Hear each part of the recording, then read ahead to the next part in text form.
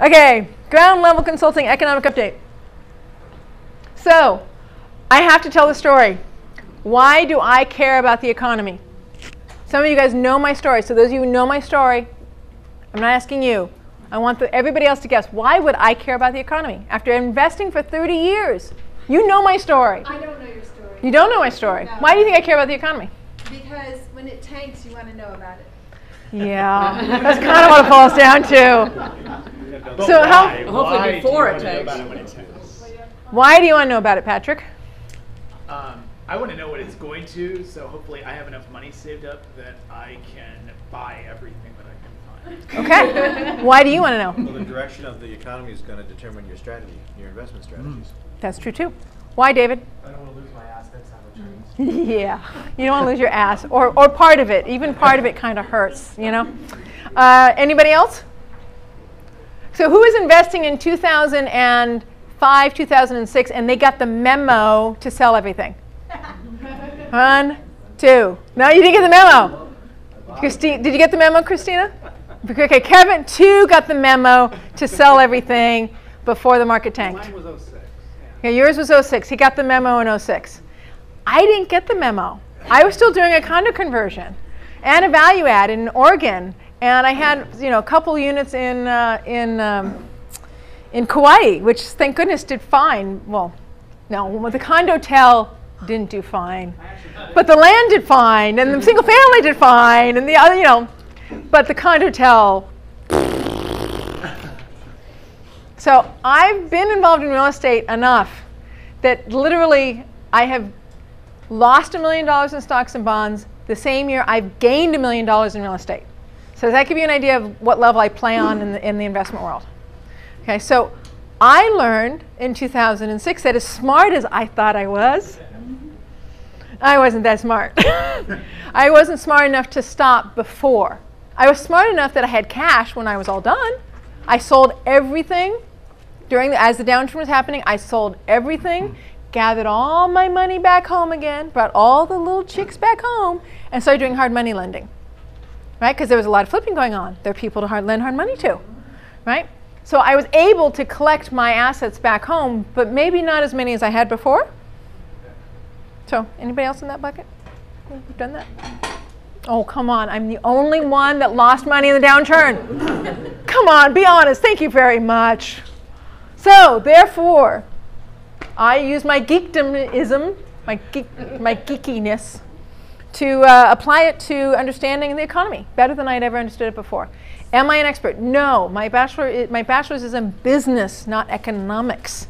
My master's is in psychology, not economics. But let me give you my point of view tonight. Why am I here? Because I've lost $1 million and gained $1 million. Why are you here? Why are you here? Why are you here? Why are you here, David?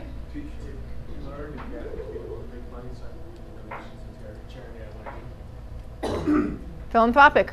Debbie, why are you here? To learn. To learn. Do you have freedom at the end of the tunnel? I hope. You hope? I want it to be. Girl, we got to work on that mindset. Patrick, why are you here? The philanthropic thing as well, big into the benefit corp thing, but because this is so much fun. It's awesome. So much fun, isn't it? Yes. It's a lot of fun.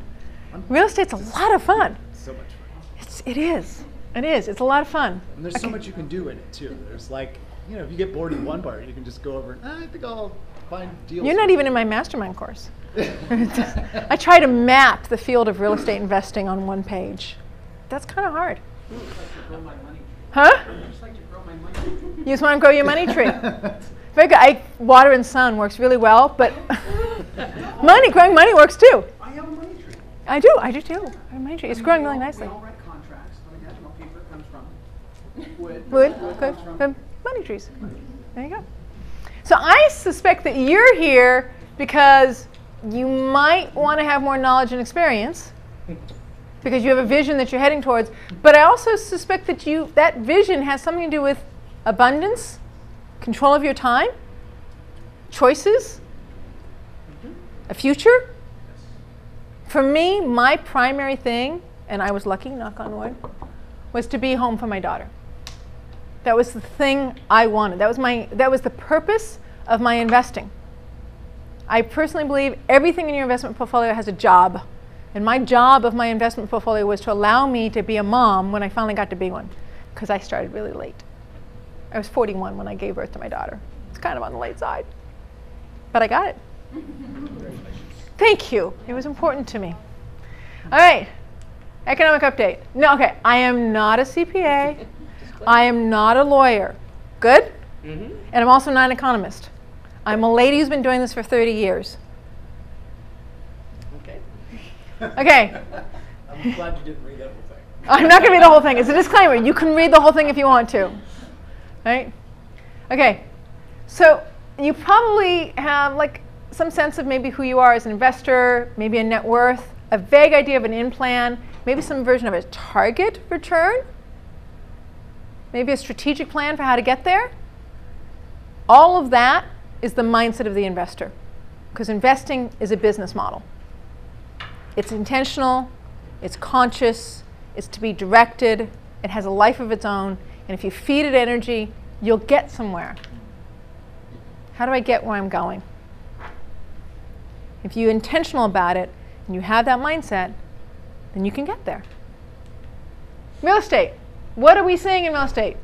Are we seeing this? Are we seeing this? Are we flippers and we're seeing a lot of this? I have a couple in my neighborhood I want to send letters to personally. They're kind of like this. Yeah? I'd like to see more like that. You want to see more of those? I want to see more of those too. I'm seeing too many of these. I'm seeing too many of these. Hey, wait. Yeah, exactly. What's the address of that house? That's the perfect flip, isn't it? That's such a great house. I'm doing text pages with somebody who's on my flipping team. We're texting back and I say, look at this one. It's got enough deferred maintenance. I'm really excited. Right? Great house that is. So real estate, what are we seeing? Okay. The mortgage report says homes selling faster than any time in recorded history. Days on market. Absolutely. Readings plummet to new record lows, days on markets. Okay, guys, that's how we're doing. Okay, we can go home now. Well, I only answered one question. I'm going to spend a lot of time answering that one question. One question is, what are we doing? The other question is, what does that mean about where we're going? What does it mean to me about me as an investor? That's the question I hope to answer. So you can hang out for that, or you can just take this and say, okay, we're all good, let's go. All right. So sellers have absolutely no trouble in offloading homes. I am going to talk about days on market as part of my report, but this kind of does sum it up. I like this slide. I like this slide. Thank you. I do too. I liked it. It's like, oh, there it is, right there. But let's put more flesh and blood on it. Yes. So for the people who are really new and don't know anything I'm so about sorry. real Yes. estate, Yes. I need somebody to say, okay, you used a, what's that called when you use a term that only jargon. I need my jargon person. I use jargon. So explain what is the importance of days on the market. Absolutely. So I will explain, because I'm going to explain it twice. So forgive me if I cover this later because it's important. There's something called inventory, which is how many months would it take to sell the 100 houses or so that are on the market and sell for sale in Pasadena. How many months will that take based upon current demand? So many houses close per month. We're anticipating if you just keep that pace going, it'll take 5 months, or it'll take 8 months, or it'll take 2 years to sell those 100 houses based upon how much real estate is churning each month. The faster the real estate churns, the less, right, it's all supply and demand. Let's say I've got 2 houses, it's going to take me 1 month to turn 2 houses. What's going to happen to the prices on those 2 houses? Are they going to stay low? If I got 1 month, if I've got 5 people out there looking at houses, I've got 25 people out there looking at houses, and I've got two houses on the market, what's going to happen to the price of those 2 houses if I got 25 people looking for them? They're going to go up, they're going to go down. Lots of people are going to be wanting them. Please, can I have your house? Please, I'll give you my firstborn son. Can I please? Right? So the price goes up. So the less inventory on the market, the less days that it spends on the market, the faster it gets gobbled up by somebody. Almost always that creates an increase in the prices. So months of inventory, your number that you want to memorize is 6 months. That's called a balanced market. Sellers, buyers, a balanced market. If it gets less than 6 months, that becomes a seller's market. That means prices will probably go up. If it becomes more than 6 months, like in the Great Recession, it was over a year worth of inventory, then that's considered a buyer's market. Nobody wants it. Hey, you know, can I buy this? Nobody else wants it. I'm the only one standing here. I'll give you a quarter for it. All right? Sold. Sold, because I don't want to pay $300 a month to hold on to it anymore. I'd rather give it to you for a quarter than lose another $299.75. Right? So that's what days on market means. So that's what this guy's saying. Days on market is the lowest we've seen in recorded history. Is this national? This is national. This is national. Lowest we've seen in recorded history. So that means the market should be super hot. Lots of multiple offers, lots of people interested in houses, trying to come up with the best terms to buy something. You know, I did a nice little cover letter when I was trying to buy a house last year. I did a nice little cover letter about me and my daughter and how important she is to me. How important she would love living at that house. I got the house. Still in escrow, so still stuck in court, but I did get the house at least. They said, yes, I can have the house if court will let me have it. Okay? So this means it's a particularly hot market. How hot is the question? We know it's hot. What does that mean to us as investors? Okay? Good? Is it clear? Okay. Yes. You can always raise your hand. Was that Chuck? He knows I like feedback. Okay, USA real estate. We're going to talk about USA national. We're going to talk about real estate nationally first. Then we're going to talk about California. I'm going to break down California just a little bit. And we're going to talk about the economy, the national economy. Okay, those are the 3 parts. Okay, what is the national market doing? So here we are. This is 1965. I personally think data without history is a little like saying, gee, I really love that that's red. Did anybody learn anything except I happen to like red? You don't know why I care about what's red. It's kind of out of context, right? So it gives us context. So here is what we've seen. Right, this was 1990s. Here's our run-up. See 2000? There's our run-up. There's our peak. There's our drop. So this is where we are now. This is this cycle. This is where we are. Okay? I know this isn't the purpose of the graph, but if it was adjusted for inflation, would it show anything? Would you be able to see? Yeah, it would look flatter. Okay. If it was adjusted for inflation, it would look flatter. But you would still see this peak and that peak. Okay. And I didn't find them. Next time maybe I should see if I can find the one adjusted for inflation. Fred is my favorite website. That's the St. Louis Federal Reserve. For those of you who like finding your own information, St. Louis Federal Reserve, their website is called Fred. That you can customize graphs on Fred and they don't charge you any money, unlike Y charts. You can also go to Y charts, ycharts.com, but they charge you money. I don't want to pay when I can get it for free. So this is what we're going to look at here. What's this doing? So this is 2000. Where did those show up? Those were not there. Interesting. Okay, moving on. This is what I care about. 5.5 years. So a cycle in real estate is generally 7 to 10 years long. Rule of thumb, right? Like the 6 months worth of inventory, a cycle in real estate is generally 7 to 10 years long. Okay? We're 5.5 years into this cycle.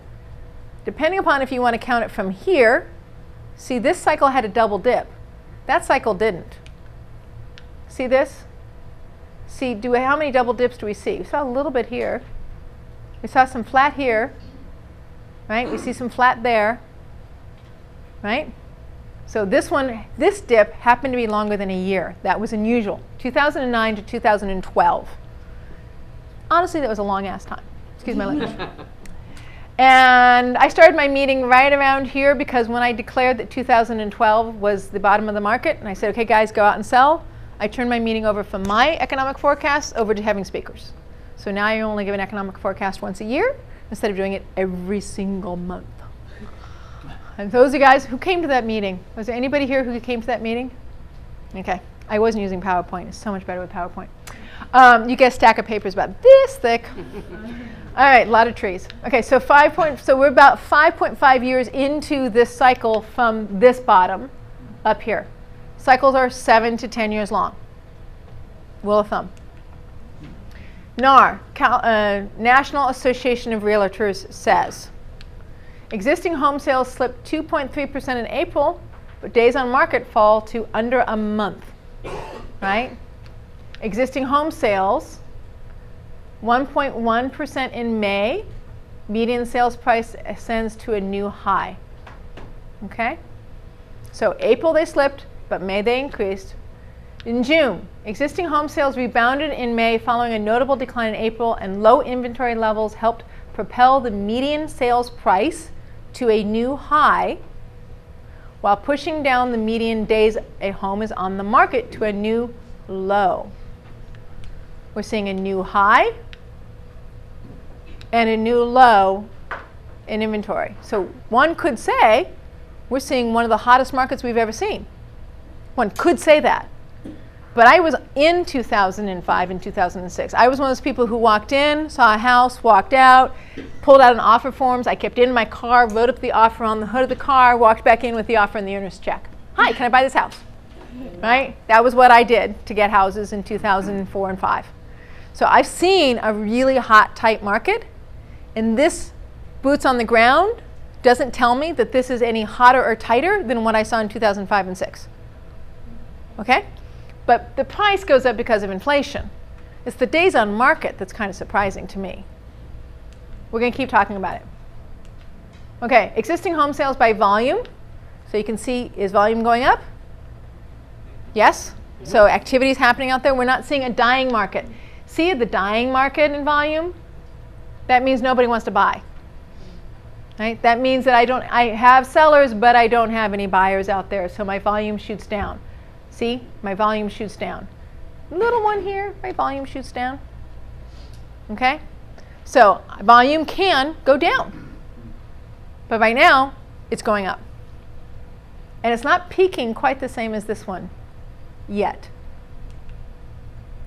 Month supply. Here's my 6-month line right there. Right? You guys just heard my conversation about 6 months worth of inventory. What does that mean? We have a balanced market. Buyers and sellers, sort of equal. There's no undue influence on the transaction. It should be an equally weighted transaction. There should be a fair bidding going on. So, see this? See how low the inventory was right here? Right? So when I talk about what was I doing in 2004 and 5? Right? Offers on the hood of my car. Are we there yet? No, because this is inventory. There's months of inventory. There's days on market. Two different things. Months of inventory is how long will it take me to sell those 100 houses? Take me 4 months. Right? Take me 5 months. That's months of inventory. Then the question becomes, how long will that house sit on the market before it gets an offer? A month? 2 months before it gets an offer? When I was doing it in 2005 and 6, and I was flipping, that would sit on the market for about 3 days before it got an offer. Right? Because there'd be people like me walking in, making walking back in with like, because we're not messing around. Like the only way we can get a house is to make an offer, and we're going to make an offer, and we're going to put money behind the offer to get attention. Right? We make all cash offers with 5-day contingency periods and no physical inspection, and we'll repair everything, and right? So this is months supply of inventory. So if I compare it to this, you can see our month supply of inventory isn't quite as tight as it was in 5 and 6, right? So I'm trying to back up my stories with physical world data, because I'm a great believer that the physical world data can tell me, like my gut instinct gets like, oh yeah, it gets confirmed. Yep, I did experience that. So, yo. Can you go over that thing again, the difference between months of inventory and Days on market? Yeah. Absolutely. Months of inventory says I have 100 houses for sale in Pasadena. About how long will it take before all 100 houses are offered and off the market? Right? It'll take 4 months, 3 months, 6 months. 2009, a year and a half. Right? That's month's supply of inventory. How many months before that inventory disappears? Right? Then there's days on market. How long, when I put my advertisement out and I say, hey, this house is for sale. Oh, gee, you see it on the MLS. How long will it take before it goes into escrow? It goes into an actual escrow period. That's days on market before they say, yep, I've got an offer, the offer is accepted, and we're moving on. Right? That can happen much quicker than moving through 100 houses worth of inventory. So how many, on average, how many days will that house sit on market? Yes? So these are very dynamic, though, because it can change Daily. Daily. I don't think they take the numbers daily. Right, it's a monthly. Yeah, it's monthly. They kind of go, okay, so April was this, and then into May you find out what they think April is, and then middle of May they'll adjust the number because they were wrong, and then they'll, you know, that was supposed to be a joke. See, I told you my jokes aren't that good. I told you guys. Okay, so that's the difference between month supply. So number for month supply to remember is 6. 6 months. Okay? Which one? LA Times, Insider Trading sometimes, Wall Street Journal, D Short, I like D Short, drhousingbubble.com, or Google, days on market, or months of inventory in Los Angeles. And you'll find about 5 articles that has that information. Because basically it's reported, and there's a whole bunch of newspapers that just repeat it. It's reported by the Census Bureau, or it's reported by CARS, California Association of Realtors, and the newspapers grab it, and then they write an article about it, and about 24 hours later it comes out as a newspaper article. Okay? Do you like to get a little more specific when you're like looking at a national level, looking at the monthly supply, because it can change? I get very specific when I'm looking to purchase. Right. So is that what you're asking? Are you looking down at like a city level, or kind of what's your threshold for evaluation? I try to get as close as, I try to get to a zip code level. Okay. Basically, because that's about as deep as the data goes. Okay. I haven't found data. We'll dive down even into the neighborhood. What? We'll dive into the neighborhood level. And how do you find that information? MLS, realtors. See, I'm not a realtor. See, that's my problem. So, okay. I took the courses. I need to sit for the exam. It's just that simple. So there you go. Realtors can dive in. If you go into the MLS, it'll tell it to you based on, I can get data down to the zip code pretty easily. Property radar. Just when you're like identifying. Property radar? I do that all They're good with some things and not so good at that. Yeah, I don't think Huh? so. I said I was answering his question. He was just wondering how to get that. I said, yeah, from your realtor. From your realtor. Yeah, we do that all the time. Well, no, I was saying because I'm an agent, as an expert though, you are, when you're looking at a new market, are you looking at a city, or you're saying you're going to a zip code within that city to make an assumption Okay. if it's a good market to invest in? Okay, it's a long answer, but I'm going to give you a short answer. Is that okay? Because obviously, I'll be quiet, sorry. okay. Yeah. Let's put it this way. Usually, you end up with a notebook about this thick. Yeah. Let's start there. All right, so what I do is I do location, location, location.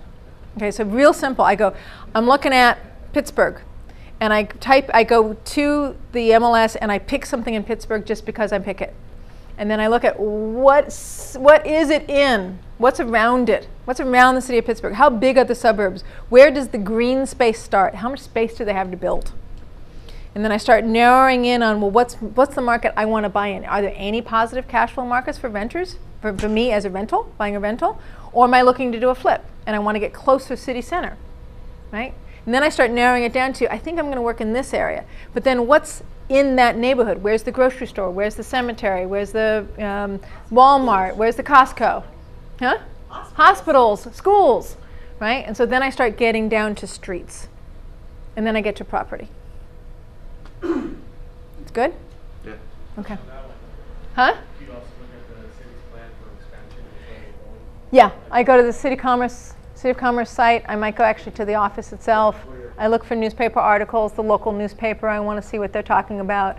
City-data.com in order to find out some of the Census Bureau information. City-data.com to find out the Census Bureau information. I walk the streets on Google Maps as a virtual so that I can get a sense for what's that neighborhood, what's the amount of graffiti, how many old cars, do they trim the lawns, do they have white picket fences, do they not have white picket fences, right? So like that. Those are the hits, the places I go. Then, if I'm going to buy something, I'll fly out to the city. But I do all of that before. It's about If I do total diligence on a city the first time, it might take me about 5 hours. Used to take me a long time. Anybody remember the Thomas Guide? Oh man, it's nice to have a room who can feel my pain. You know how long it used to take me? I've been doing this for 30 years, guys. It was Thomas Guide and photocopies and the MLS. Like, you know, that took me a lot longer than 5 hours. Okay. Christina? Yeah. I'm sorry. I think you were kind of mentioning a little bit, but could you give a recommendation on that? Like, I guess where I was leading with like something like Property Radar that would supplement it, like a subscription service. I have one I use on my phone. I actually use Zillow a lot as a first touch base. Believe it or not, don't throw stones at me, guys. Okay, you can use Realtor.com if you want to. Christina, you can't hear the question back. Oh, sorry. He's asking me, is there any data source that I use that's like Property Radar or ForeclosureRadar.com? And I was saying, yeah, I actually start with Zillow. I actually go directly to the assessor's website. Right? If I'm looking for information on the ownership history or seeing the trust deeds. And I will use, I can't see it, I don't have my glasses on.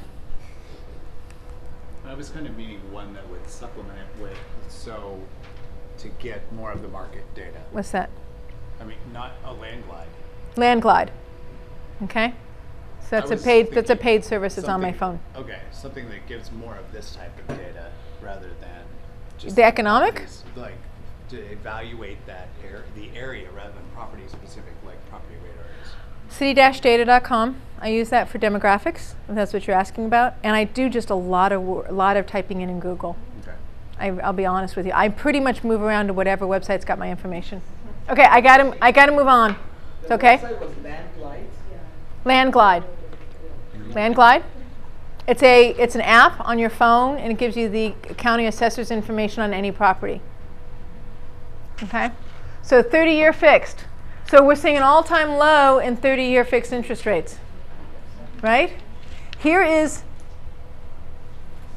the national, the Case-Shiller national home prices, and here's our interest rate. Big gap. Right? Our interest rate's been going down since 1980. When people say it used to be 7% was the average, right here, that's why they thought 7% was the average. But pretty much since 1995, it's been going down. Right? So, what's the difference? Down here at 4%, I can buy a house, $100,000 on a house, for $477 a month. How many of us can afford $477 a month? Sure.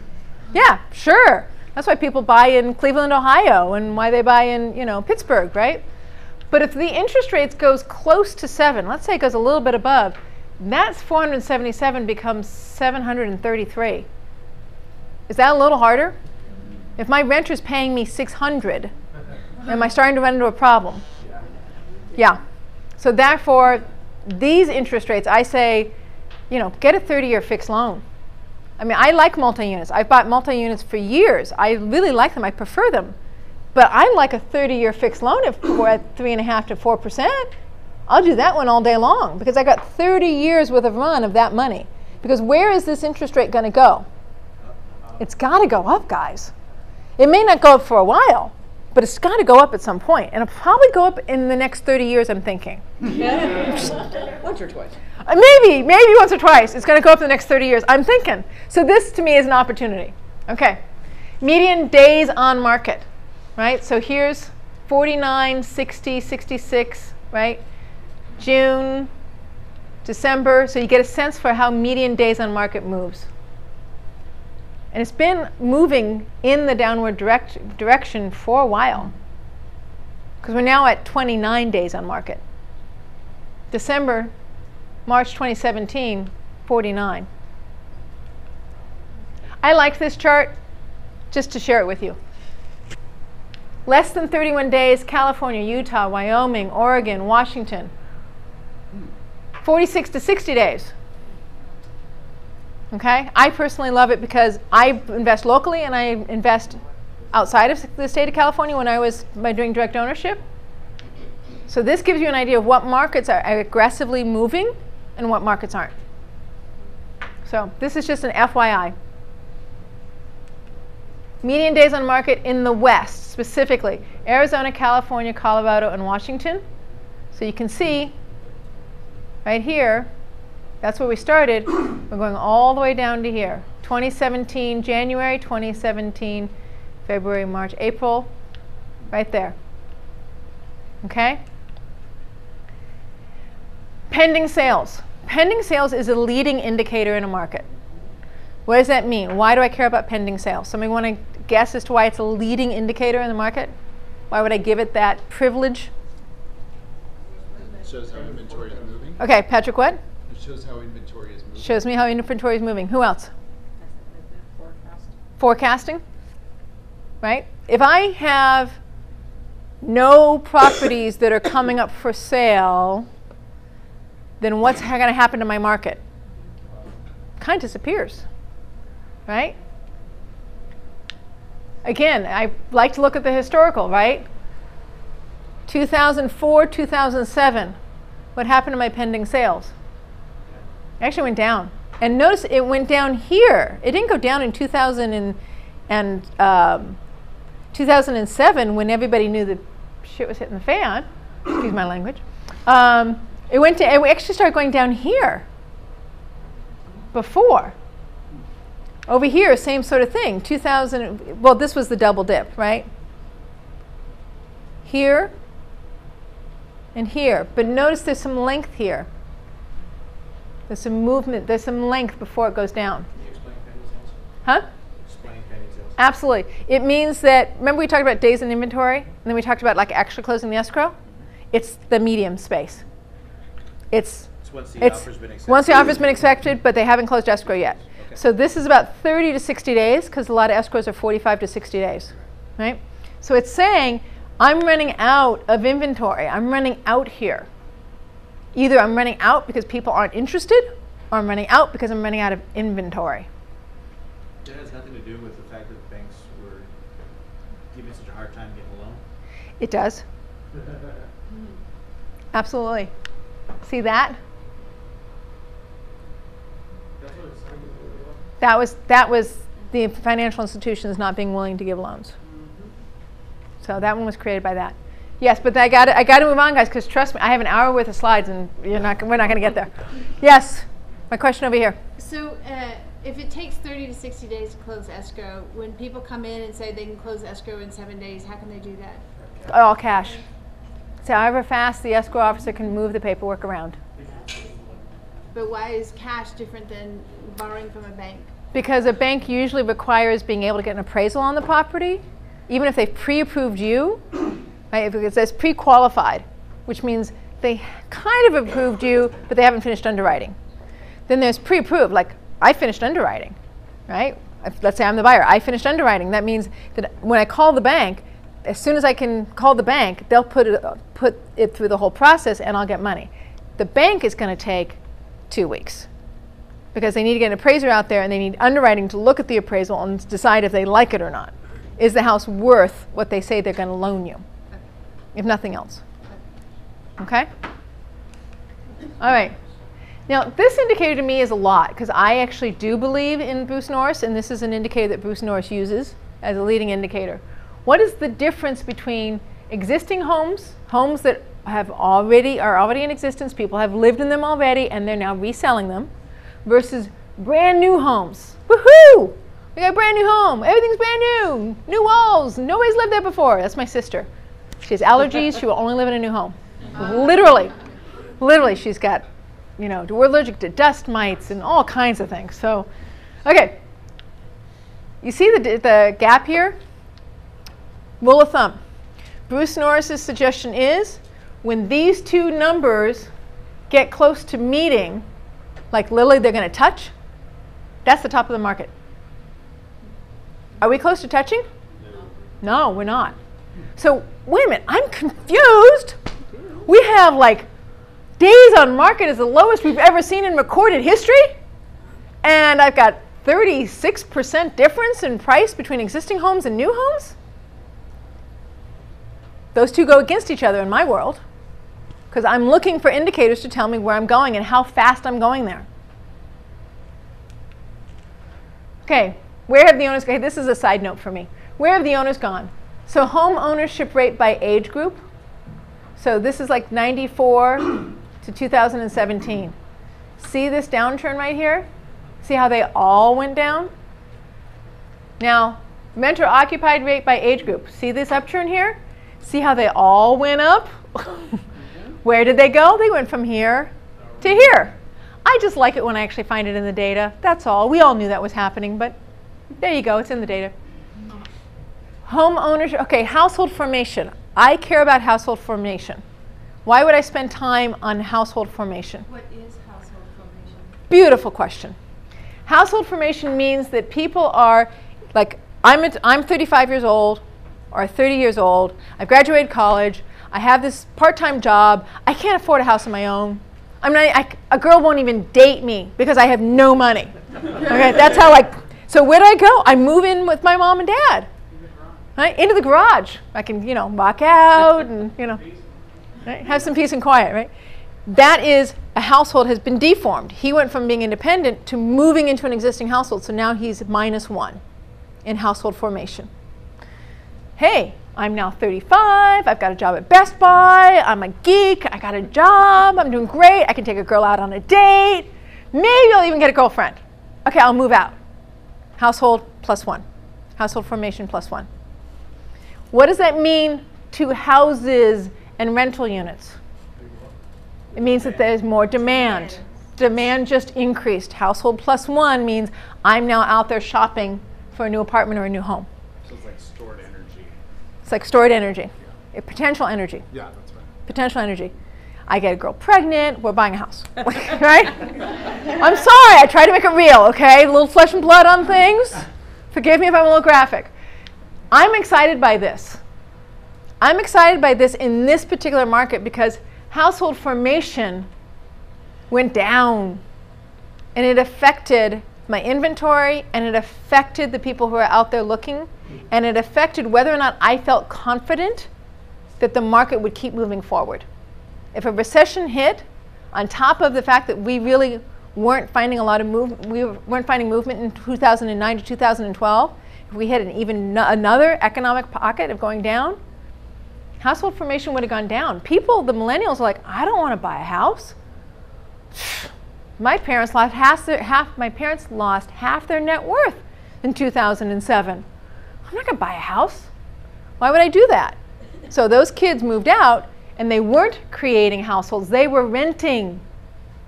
See? They were renting. I have no faith in this market. I'm not going to buy in. In order for a market to continue to go up and maintain, you need somebody other than the investors buying the units. You need to get primary residence people out there purchasing homes in order for the market to keep moving forward. Because at some time, the market gets so hot, investors aren't going to want to buy anymore. So who's going to buy at a full retail price? These guys. So I need to see that they're wanting to create households. I need to see that John's moving out of his mom's basement. Yes? Is this national information? National. Okay. This is all national still, guys. Okay, home ownership rate for the census, right? See that? Home ownership rate in the United States decreased to 63% in the first quarter of 2007. Fourth quarter of 62.7% in the fourth quarter of 2016. Home ownership rate in the United States averaged 65.27% from 1965 to 2017. What I want to point out is, notice the numbers aren't very different. So a small amount of people can make a big difference. Got it? Home ownership, the point of this is 63.6% to 63.7%. But when you're talking about the United States, that 0.1% makes a difference. It becomes this. Okay? This is more of like an education. When I used to read these things, I used to believe them. It's decreased a point. Oh my God, that means the real estate market's dying. No, it doesn't. No, they're just trying to find a way to make it interesting to me. They have a newspaper. Okay, USA real estate today. What is it that we are seeing today? Prices increased in May by 5.8% as an annual number. 5.5 years of price increases. Volume increased by 2.7% in May. Inventory decreased in May to 4.7 months, right? My month's number. Days on market decreased to 27 days in May. It was 29 in April and 32 days. It's the average for 2016. That's the whole year previous to this. Pending sales has decreased. Mortgage rates are even, 4.03%, 4%. Home ownership is even. Household formation is up. It's increasing. For 805,000 in May. Remember I said the percentage is flat, but I increased by 805,000 units in the United States? So I need 805,000 units for people to move into. There are 805,000 more buyers out there buying in the United States. More demand. But it's less than it was the year before. It is less than it was in the year before, but that is still 805 people. Household formation is increasing. So these guys are in the 2006 numbers. They're already in there. There's another 805 out there looking to purchase now, above and beyond those. They already found homes, we figure. We're hoping. So I'm left with a interesting point of view. Let me give you what these guys say. Listings in the affordable price range are scarce. Homes are coming off the market at an extremely fast pace, and the prevalence of multiple offers in some markets are pushing prices higher, Yen said. July 2016. If mortgage rates continue, this was last year's statement. This year's statement is that affordable price homes are scarce. If mortgage rates continue to remain relatively low and job growth continues as most forecasters expect, then home prices are likely to rise in the coming year. Is that what happened? Yes. So what does this mean? I'll tell you what it means, because what we care about is what does it mean to us as an investor. What it means is that my experience on the ground says we're getting fast here. And the last time I saw it fast was 2004 and 2005.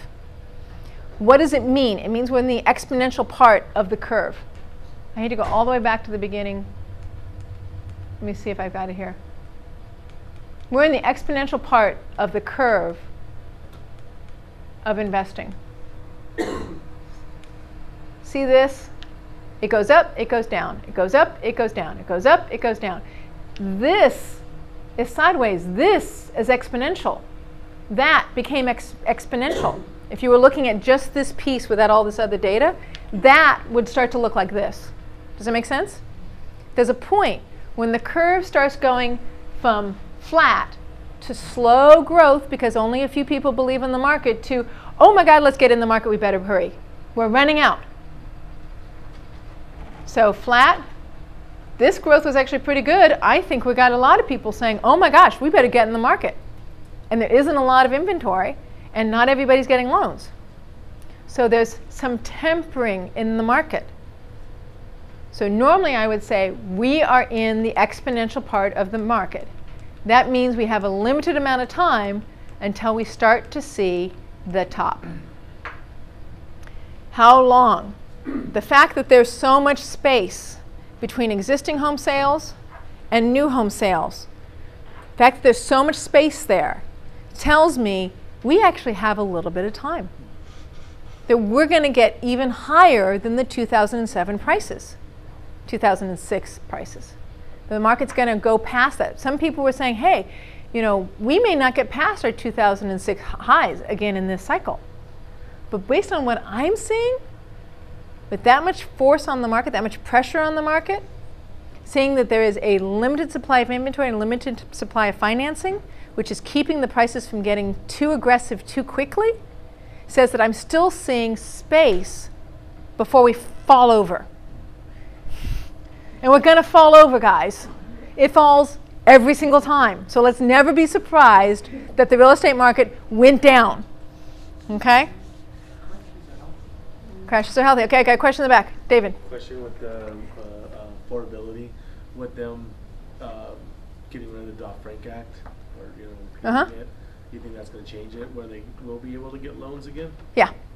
I'm already seeing banks doing no doc loans or statement loans. We were talking about this a couple months ago when the speculation of Yep. repealing it. And we're seeing hard money lenders or private equity moving into the more into the conventional market in order to be able to get access to money at 6%, 7%. Even the Norris Group is offering money at 6.99%, 3-year term.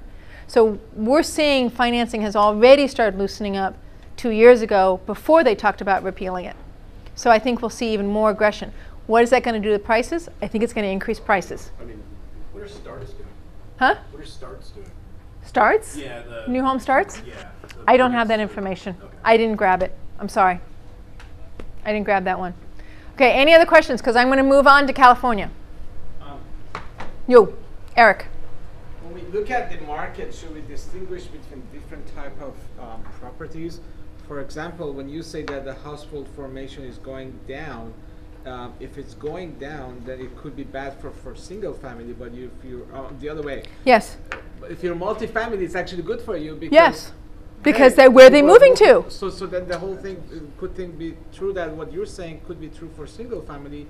It might not necessarily be true for multifamily. Yes, if I was doing this on multifamily was the first to recover from the 2007-06 downturn because investors thought about, OMG, if all these people are losing homes, where are they going to move to? They're going to move to multi-units. So multi-units recovered within about, I'm trying to remember, it was a year and a half. Whereas it took single family almost 3 years.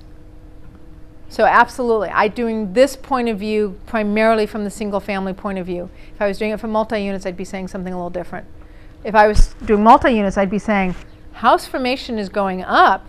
People are going to be moving out of homes. There's going to be slightly less pressure on rents because people are going to be moving back into single families. And multi-units are already highly, to me, overappreciated. I'll use a Bruce Norris quote. He says, when I say to a group of realtors, would you buy the buildings that you're selling? And they go, no way. That's a really good indicator that that particular asset class is way overpriced. I bought when I bought my first multi-unit, I had a 7% cap. Anybody else get a 7%? See, wow, somebody understands cap rates in Southern California. 7 is unusual for an LA centered or LA County multi-unit. So I had a 7% cap. I bet it's selling at 3% now. 3.5, right? That's what the cap rates are now. I wouldn't buy that building. I would buy single family at 8%, right? Las Vegas was 13% for a while. It's not anymore. What is the cap rate? Perfect. Take what I paid for the property, and I take out the basic expenses out of it. Not my mortgage, but the basic expenses. Now I've got a house, multi-unit I bought for $1 million. Right? Oh, sorry, I bought them for $1 million, but I get $100,000 a year off of it. It's a 10% cap. I know it doesn't happen, but hey, 10% gross rent multiplier. I get $100,000 a year out of it. I take away about $30,000 worth of expenses. I'm getting about $70,000 after my basic expenses. But I still have to pay a mortgage. I divide that number by how much I paid for the building. If I paid $100,000 for the building and I'm getting $70,000 a year, cool, that's great. But if I paid $1 million for it and I'm getting $70,000, that's about a 7%. If I'm getting $30,000 out of the building and I paid $1 million for it, that's 3%. So it really kind of has to do with, it's a version of understanding what your return on your money is going to be. It's a version, because most of us have mortgages. So if I'm only getting 3% return on my money, that's not as fun as 7%. I like 7. Huh? Better than the banks. Better than the banks. Better than the banks. Stock market doesn't have much. I do hard money all day long, honey. I don't do no 3%. No, not for me. All right, so California real estate. Okay, what's my timing? See? All right, so we're going to run faster with this. So California real estate, a lot of this, if you're real estate brokers, by the way, or real estate agents, I stole a lot of this from the CAR report that they just did, okay? So California, is it going up? Yes. June of 2017, it was up by 0.9% month over month, but year over year, 7%. If I own a piece of property and I own it outright cash, I just made 7% on my money. Yeah, cool. If I leveraged it and I had 50% in it, how much did I just earn on my money? Come on, huh? 14. Because I get to keep all that appreciation. So why do I care? I care because whether it's a multi-unit or whether it's a single family, I want to know when to sell that guy so I can keep my appreciation. Because guess what? It goes away. It ain't worth anything until it's cash in the bank, guys. You can have a net worth that's worth 15 million, but if it's not cash in the bank at a downturn, it's going to go down. And you're not going to be a happy camper. I'll tell you. Those are not good conversations between you and your husband or you and your wife. Those are not good conversations. All right. Am I speaking from personal experience? Yes, I am. Yes. All right. So here's California real estate. Here's California real estate in comparison to the national home price index. So California, this is the 2006 bump, 2005 and 6 bump, right there. See this? See what I said about, I think we might go higher than our high in 2006 in California. What do I know about having owned California real estate? Sell the fricker. When it hits when you think you're close to the top, don't wait for the top. Sell it so that you can keep your 14% appreciation that you got last year. Okay? But I think we're going to go higher than this.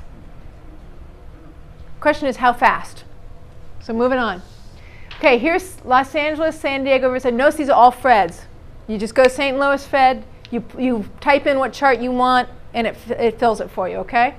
So here is the California. This is, San Diego's down here. Los Angeles is the green. And what is this? Riverside, San Bernardino, and Ontario. Believe it or not, I think is that one. I know. It's hard to believe. Okay, and then down here, this is San Francisco, because I wanted to put San Francisco in here, because how many people have heard about how overpriced San Francisco is? Way overpriced. But guess what? It's one of these lines in here. So does San Francisco actually have a little more space? In theory, yes, but I'm not sure it does because they're starting to see a decrease in prices. When you see a decrease in prices, it's time to go, guys. So if the top line is California and the other ones are all the cities in California, yeah. Why are they so different? It's California, so why is there a difference? They start to add up. I also don't have all of the cities and all the numbers in here. You see this is a county, so it's not San Francisco City, it's the county that San Francisco would be in. So some of those are county numbers. So the average is pulled down even though the city itself is spiking, like San Francisco proper. And when you take all these increases in here and you add them up, then you start getting a bigger hump. Another version. Okay, and by the way, when you guys get this, my links are hidden down here. I tried to put, on every slide, I tried to put the link where I found it. Okay, I believe in sharing the wealth. Share the information. Okay, California, first Tuesday. California home sales by tier. This is more of an FYI, like just for your information. You see down here, what's going on in this tier? It's going down. But up here, it's going up. So if you're an upper end flipper, prices seem to be going up. I know. Who knew? Surprising to me. But these were the first to peak. Remember when we recovered in 2009, 10, 11, and 12, the flippers entered this market first. Then they got squeezed out of that market and they started moving into this market. And then some of us are flipping up in this market over here because there's more space and more increase. What happens typically when this downturn flippers come? I would like to be able to answer that question. I haven't done the research, so I'm not willing to answer because I don't know the answer. I don't know it for sure. My gut would say yes, because flippers generally start moving in at the lower end of the market because it's easier and faster, but I actually haven't researched it. Yeah? Is that true, Kevin? Yeah. Okay. Okay. Again, this is California monthly home sales volume. right? That means volume. That's means it's actually moving. Somebody said, does this change all the time? Yes, it changes all the time. There you go, right there. Boop, boop, boop, boop, boop, boop. Right? Versus the 12-month average, which has a nice steady line to it. So volume's not as high as the peak. It's actually kind of sideways, and yet we're getting increases in sales being constrained by financing and inventory. So we're moving sideways. This could be an overheated market much quicker. We have constraints in the market that I thought might actually stall it. That was my concern, that the financing would actually stop the market from being able to appreciate. It would stop it from doing the exponential part of the curve. They literally would just go, oop, boop, we're going across now. I'm starting to think I'm not seeing that anymore. I'm seeing level volume. I'm seeing new home prices and existing homes having space, but I'm seeing a very hot market. It's behaving as if it wants to start moving into an exponential environment. Make sense? I'm trying really hard to explain this, guys. I apologize if it's not making sense. Okay, here's our volume sideways, another way of seeing it. Right? 3.2% year to date versus this volume over here, this volume over here. Okay, volume is an indicator of price. So home sales volume starts to drop, home price average starts to go. Who went first? Volume. So that's why volume is an indicator. Volume's being constrained in our current market, so you have to be a little more careful about assuming the volume is going to be an immediate indicator. I can't just go, oh, look, gee, that looks about 6 months. Okay, so in 6 months, prices are going to start dropping. You can't do that this time. Volume is being constrained artificially. All right, according to the report, based on signed contracts, year-over-year statewide pending home sales declined for the 4th straight month in April on a seasonally adjusted basis, with the pending home sales index falling. We talked about this. Pending sales can be falling, volume can be falling, but we're still seeing aggressive buyers. They're not falling because people aren't out there buying. They're falling because there's an artificial constraint in the system. Month-to-month California pending home sales increased 5.9% in March. Year-over-year decline marked the largest drop since July of 2014, when sales decreased 9.1% from the previous year. Am I seeing all kinds of mixed indicators here? I can't make a single story out of it, right? Carr explained that the quickening pace of pending sale declines shows that the typical busy spring home buying season may underperform. The report attributed to the change to demand outstrip the supply of active listings, which was 10.5% lower than in April a year ago. What does all that mean? It means pending sales aren't moving as fast as we think they should based on the amount of activity we're seeing in the market. That's what that means. Here are pending sales. Kern County. This is what I was talking about when you and I were talking earlier. Right? Los Angeles. Right? Now. Right? Here it was 2016. Here we are now. Constraint on the market. But prices are going up. Okay, biggest concern, lack of inventory. This is a survey of California realtors saying what is their biggest concern about the real estate market. It's the lack of inventory. California months of inventory. Here's our months of inventory, right? There's my 6 months. I didn't put my 6-month line in here. So it's not just national, it's California as well. Price per square foot. I do a lot of price per square foot. I know it's old-fashioned to price on price per square foot, but I do. I admit it. So you can see it's going up. Affordability index. This is the slide you guys need to hear. And then if you want to leave, you can leave. Because it's after 9, it's 9 o'clock now. Affordability index. Bruce Norris is the one who first presented to me that affordability index is an indicator.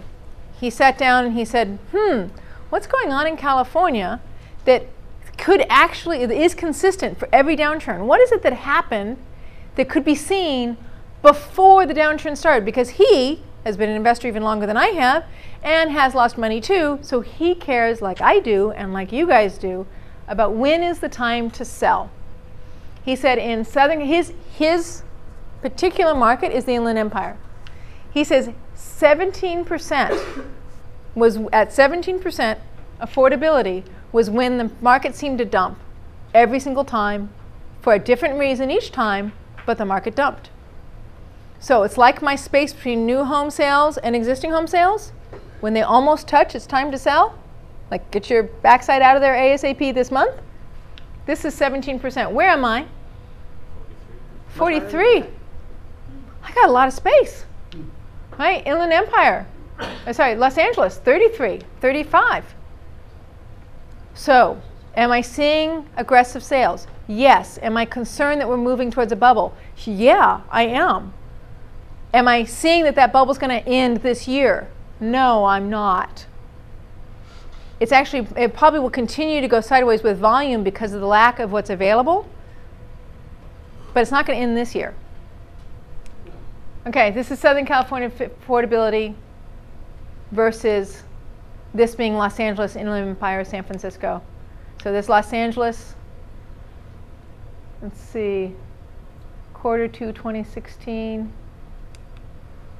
Okay, that slide, those are the wrong dates, so I'm not sure I updated it. So I'm going to move beyond it, but you can find it on CAR. Okay. California housing affordability. This is just, I thought this was fun. It's one of those maps like, gee, if I want to buy outside of Los Angeles, where else is there affordability going on? The higher the affordability, in theory, potentially, the better price you might find in order to buy to rent. California sales. Prices are up 3.2% in June. Sales volume is down 2.4%. Pending sales down. Prices per square foot is up. Month supply is down. Right? Affordability index is acceptable. It's above 17. So what have I got? You guys know I've said it all the way through. Somebody tell me what have I got. Raise your hand. Tell me what I got. Huh? What's your conclusion from all this stuff I've shared? You don't know yet. Patrick, what's your conclusion? Go, go, go. Go, go, go. If you can find inventory, buy it if you're going to flip it. What about buying to rent? Wait a little. Wait a little bit. Southern California, wait a little bit. I know. I have to make it specific. Cleveland, Ohio, go to town. I got all kinds of people buying in Cleveland, Ohio. Cleveland, Ohio has passed an act where you have to, when you put your house on the market, you have to fix what's wrong with it before you sell it. Which me or the buyer has to be willing to sign a piece of paper saying they're going to fix all of it within 60 days. So is that suppressing their market? Yeah, just a little bit. Are flippers going to town? Yes, because flippers have the cash behind them to fix the problem. So it's now a flippers market. Yes? Also see that David. that is for flipping for here, but also don't have any projects that are like a 2-year build or something else because the market may start to turn Yes. in that time. The market may start to turn. If interest rates go up aggressively, affordability might go down, might start moving towards a 17 number, right? The only problem we have on the flipping right now that we're still seeing, and this is There's at least one problem with flipping right now, but yes, continue. but is the anti-flipping rules, where you Yes. cannot come in with an FHA contract anywhere until the 91st day. Right. So you have to really watch your cost on money. Yeah, because 91 days. And you So- can't even go into contract until the 91st day on an FHA. On FHA, therefore a lot of private equity. Yes. Right? So I'm a hard money flipper. I'm a hard money broker, I should say. Well, I'm talking about the resale. Yes. I guess I'm trying to say it correctly. I'm private equity. I give my money to flippers and they give me a return. And when I first started, I could get a solid 12% on a first up to and a 15% on a second. Not today. I'm lucky if I can get 10 or 9. And I think sometimes I'm getting 10 just because the people I'm working with like me. You know? Because money's basically 9% on a first now. If I go through a broker, I'm pretty much going to get 9% on a first. I do direct sometimes, but only with people who have a certain amount of history, and I have history with them. And I'm getting 12% on seconds, not 15. So private equity is coming in to fill in the gap. So bottom line, because it's 9:15, Bottom line is, we're moving to the exponential part of the market, but I don't see the core indicators telling me that we're going to end this year. So 1 year, 2 year horizon lines, you're probably good. Do not do a condo conversion right now. Personal experience. Right? Do not do development from the ground up, which I have never done, so this is not personal experience, but don't do development from the ground up right now unless you already have permits in place, because it can take 18 months to get your permits based on the city. So if you got permits, you go to town. That's great. But I think we're going to see a bubble, and I think we're going to see it pop. I don't think we're going to move sideways, because I personally was scared we're going to go, this is confusing, I was scared we're going to go the way of Japan, and that we were going to move sideways for the next 10 to 15 years. Now, Trump, he might be able to move the market. He might not be able to move the market. If Trump was able to do an executive order without having to get it confirmed, our economy and economic market would look very different very quickly, but he has to get it confirmed. So I'm not for Trump. This is not a political conversation. I'm not against Trump. This is not a political conversation. What I'm saying is what I care about is what he's capable of doing in the financial markets. David, and then we're going to end. Huh? What do you feel with all the numbers that we're doing, with all the jobs that are leaving California, like the manufacturing jobs, all the other stuff? Is that going to make the affordability else go down because it's not making that kind of money anymore? Yes, in theory. I don't think so in reality. I'll tell you why. Manhattan is not affordable. Right? It's just not affordable. Right? And San Francisco is becoming not affordable. Are people leaving the city? Some. Are they still getting astronomical prices? Are they still having people move into the city in order to support those prices? Yes. Guess what? We're one of those. Santa Monica, Venice, Culver City, Mar Vista, Redondo Beach, Hermosa, anything that's on the coast. I have a friend of mine who says that he won't invest anywhere in the Midwest. That's any place east of the 405. Okay? I don't have that personal opinion. I didn't do well in geography, but I'm thinking that might not be quite right.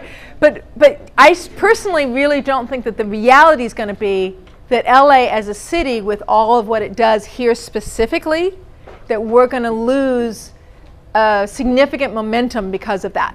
Okay, one more question in the back. From a flipper's perspective, what are your favorite kind of micro markets that you would be interested in lending to? I lend anywhere from the 200,000 to the $1.5 million. What areas though? I mean, no, as far as the value, the flip. And I'm not specific to the area. I'm specific to, does it work? I have a little bit of experience in doing due diligence on real estate. So I have the people that I'm willing to support, I have them send me their book, and I look at their comps, and I do all my own comps, and I walk those neighborhoods, and I go to city-data.com, and I look at what I think the demographics are, and I walk the street on Google, and I do all the same stuff as if I was investigating the market for myself. And about 5 hours later, I can go, well, what do I think of the market? And I'll make a decision. Right? But I also vet the flipper themselves as well. I have at least an hour-long phone call with the flipper to see what their history is and where they're coming from. Because it's as much about their history as well as their mindset that I'm in support of. So call me fickle. Huh? Or female. Or female. Okay, guys, so I tried to give you a clear and distinct answer. I'm going to call it good. Thank you so very much. So Tuesday is my economic tweets if you care. The slides are going to be up on meetup.com. I tried to put at the bottom the places that I actually physically found that information from. I've tried to tell you as I'm talking what are the websites I use. Now, moving on. Next month we have Kevin Oliver presenting. Woohoo! So you can see he has a little bit of experience in real estate too. So he'll tell you a lot more stories than I do because he's a really good storyteller. So you have to tell some stories. Right? You can tell great stories. You got to tell the one with the big plants in the back. That's one of my favorite. Okay, yeah, tell that one. So he has really good stories, and he's going to be talking on acquisition and rehabbing. Got it right. That would be in August 17th. No, you're not showing up in September. We announced you for August. I know, you're right. It was on your calendar like until like 3 hours ago. I personally go to the cafe and I get their half a chicken or their halibut. Woo, woo. She taught me that one. I blame her for it. And I hang out. I literally hang out until 11 o'clock, midnight, 1 o'clock. Now, I admit, I was up until 1 o'clock last night working on this one, so I might be falling asleep about midnight, but I mean, come on. I'm a mom with a 7.5-year-old child. How many late nights do I get to have? Like, very little. This is the one night that I arranged with my husband. I can come home whenever I want, okay? So I hang out, I talk. I encourage you to hang out, network, connect with the people that you connected with, continue to expand. Talk about it, ask me questions, ask them questions. If you liked the meeting, leave a positive review on Meetup because that helps the meeting grow and that helps other people know there's a place to come, right? Hopefully Christina's relatively honest.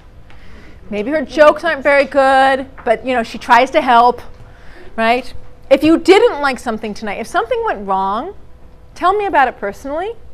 I'm the lady who runs the club. I'm the one who can make it different. You're welcome to leave a review on Meetup saying something went wrong. I'm cool with that. But tell me is too, so I can understand the details of it and try to fix it. Good night, guys. I'll see you all next month.